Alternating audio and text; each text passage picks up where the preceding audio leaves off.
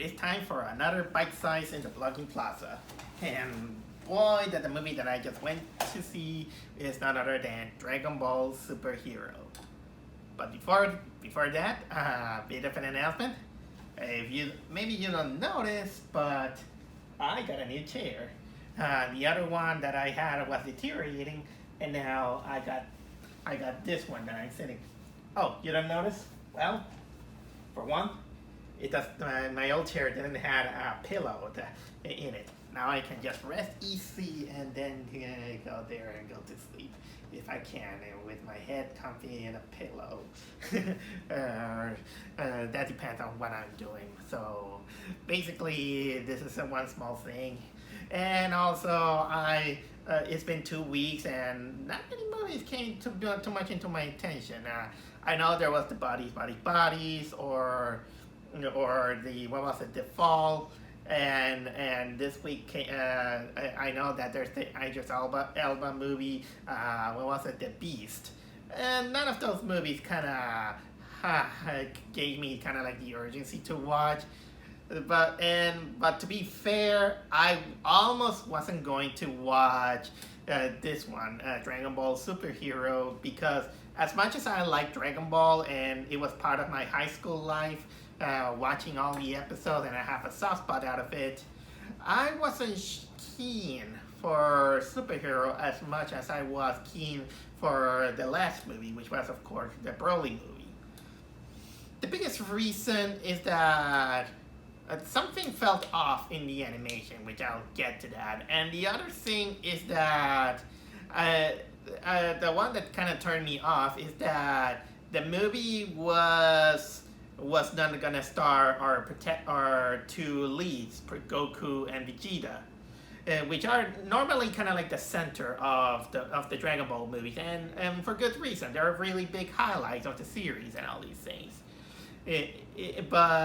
And the biggest reason why I got worried about this is because they tried this once in another Dragon Ball movie, and that is Bio Broly.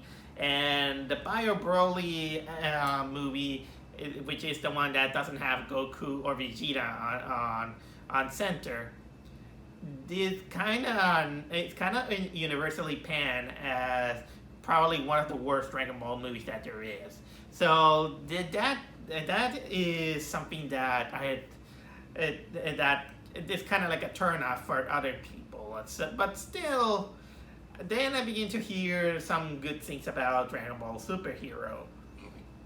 And finally, I decided to watch it. Luckily, my favorite movie theater of the area had their discounts, which I went to. And I'm gonna say that it gave me a better. I got a better reception compared to Bio Broly. Actually, the movie was, well, good, but it also had its flaws. So this is one of those movies in which you just go there as a fan of Dragon Ball and watch it, turn it off, and not expect much. This is one of them. But compared to Bio Broly, yeah, you're gonna get a little bit turned off that Goku and Vegeta are not in the center of it. Actually, the protagonist of this movie is not other than Gohan and Piccolo. So basically, if you're a fan of these characters, then you'll be fine. So let's wrap it up this time, because this is just kind of like a bite size that there's not much that I have to say. First of all, we have, of course, the setting of the story. That if you are a fan of Dragon Ball, you know that there's the Red Ribbon Army that was demolished thanks to Goku, and of course, this army had an effect during the Cell story arc. Well, this army came back, and somehow the commander of the Red Ribbon Army had a son named, who he called it Magenta, who is also as small as he was.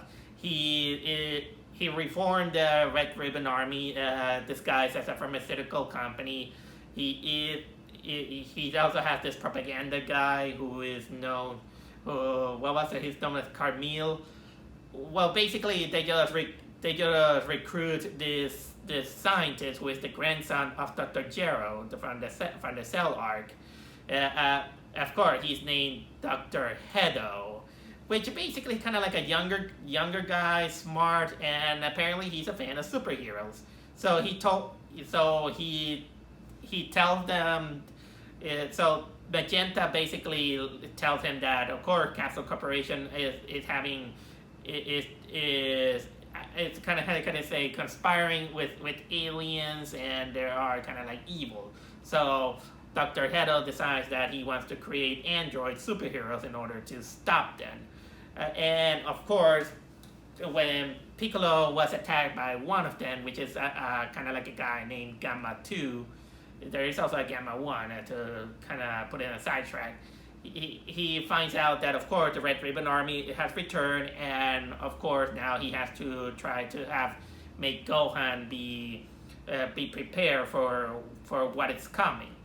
But of course, Goku and Vegeta are actually busy training in another planet alongside Broly and Beerus, and well, basically that's kind of like the base of the story, in which it has kind of like a good setup. It takes kind of like 10 minutes to put in the setting that we have the return to the Red Ribbon Army. We get to know these characters, and yeah, you might be like kind of like a fan of wrestling, saying, "Okay, bring us the good part." It will get there. It will get there. It does have the setting, although I'm not gonna say that it's kind of like the best setting that you're gonna get very emotionally attached to it. You only feel like, well, these are the characters, then that's it. There is kind of like you're gonna feel appreciated Dr. Hedo, unlike Dr. Gero in the past. It's kind of like morally gray. He's kind of like a little bit of an asshole, but you can tell that he is sort of not wanting to be on the footsteps of his grandfather. He just do what he wants, and he's just a fan of superhero and Oreos, because most of the scenes in which he's there, you see him eating Oreos, and you actually kind of like the personality of the Gamma twins, Gamma 1 and Gamma 2, which are technically kind of like the new characters who rivals Piccolo and Gohan.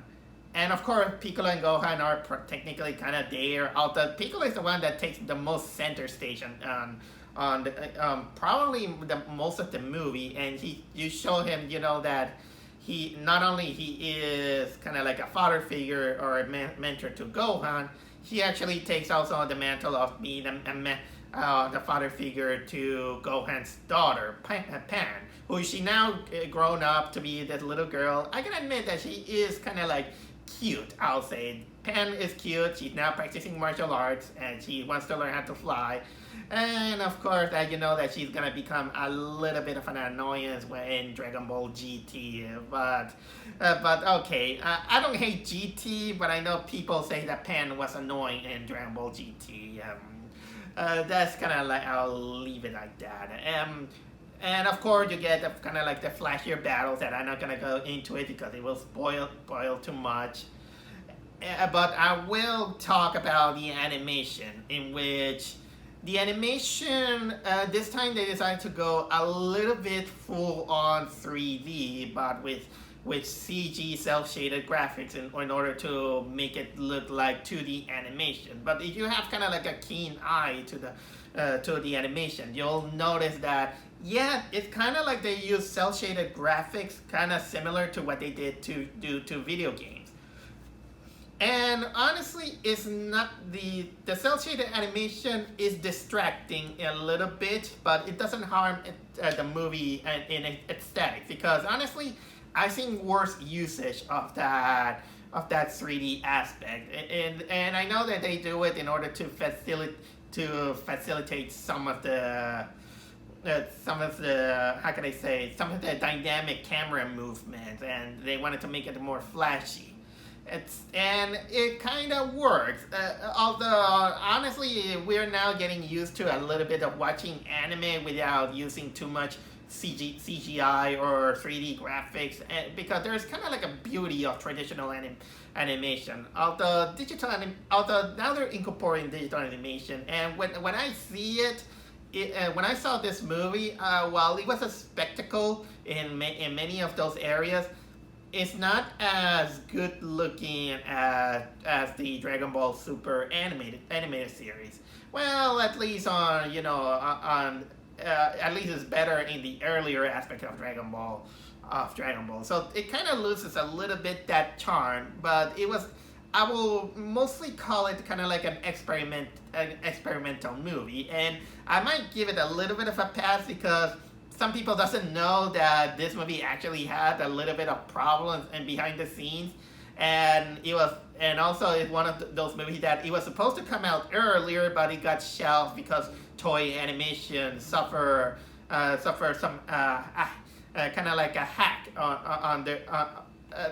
Someone hacked on the company, and they decided to shelf out some anime series and some anime movies of their company because imagine a company that gets hacked is big, and and your security needs to reinforce and all these things, and that movie suffered because of it. I don't know if this kind of affected the kind of like the animation decisions, but maybe not, because honestly, looking at this movie, it probably took like 2 or 3 years in the making. Although I don't know, it's just that. It's just that. The best way I can describe again the animation is that it's more like a glorified video game graphics. It's a little bit good. It's a little bit noticeable if you have a keen eye, but I don't think that many people have much about that. Although story-wise, I will say that again, it's a spectacle. Although it does have some good aspects of having a gray area between some of those characters, but it still kind of show how much the Red Ribbon Army are still kind of like these terrorists that they're full of crazy people and villainous. And okay, also there are some you also gonna appreciate some of the upgrades on both Piccolo and Gohan, because honestly, as much as we like Goku and Vegeta, they've been taking the center stage for a long time, and so it was kind of a little bit of a fresh air to see other characters have their own little upgrades or their own little moments of power. And honestly, Piccolo and Gohan, they kind of deserve something like that. And honestly, I'm glad that they gave us a more entertaining movie that just put Goku and Vegeta on the sideways in order to let the other characters grow. And they made a better job than Bio Broly. Yeah, I'll never forget that movie. I only saw it pieces, to be honest. So do I recommend it? Only for Dragon Ball fans. The animation is a nice try. But it did their job.